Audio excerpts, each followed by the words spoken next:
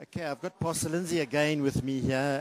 We're still at lunch here on day 2. Linz, how have things gone so far? Well, Colin, I think, as always, every Global Leadership Summit is similar yet unique in its own way. And this year, no exception.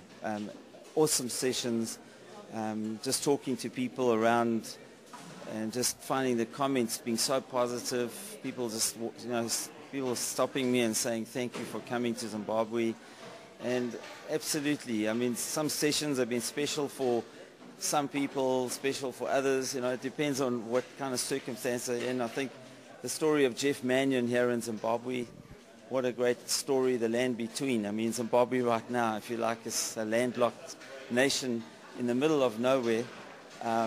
It's almost like a permanent land between, and that message was just ideal for everybody. But absolutely, another awesome summit that we could just put down in history as a great gift from God to this nation and to people.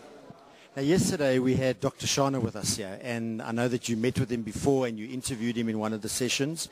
What, in your own personal opinion, what did you get out of that? What is the relevance of that connection? Yeah, look, I mean, Dr. Shana is, a resident bird born in Zimbabwe, just a man that's God has raised up, I believe, in this time of the history of this nation that has so much influence. I mean, he sits on the Evangelical Fellowship of Churches and other church councils and national boards and committees that represent 80% of this country, its population. It's about 8.5 million people that profess to be Christian. And so with him buying into the Global Leadership Summit, I think all the future summits are going to have a great platform and an alliance almost, and a partnership place that will be able to reach into so many other areas that we haven't yet touched.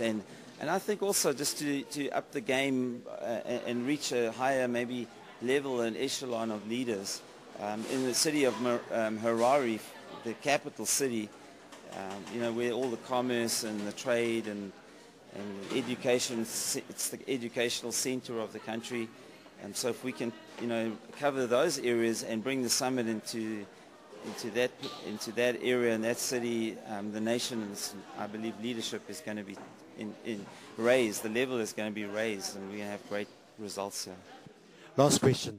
We brought a team of 13 guys here to host this year here. How have they done? Awesome. I just want to say what an incredible team.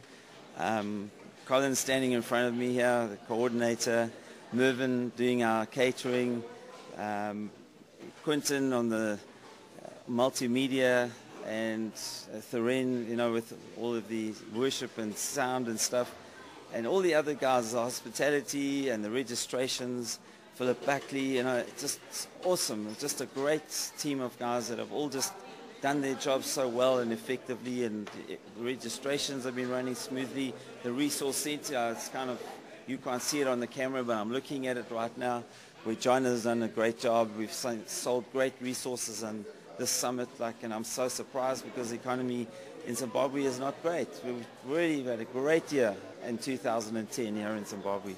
Tell us quickly before we go, the minister you're going to talk to this afternoon, who is he?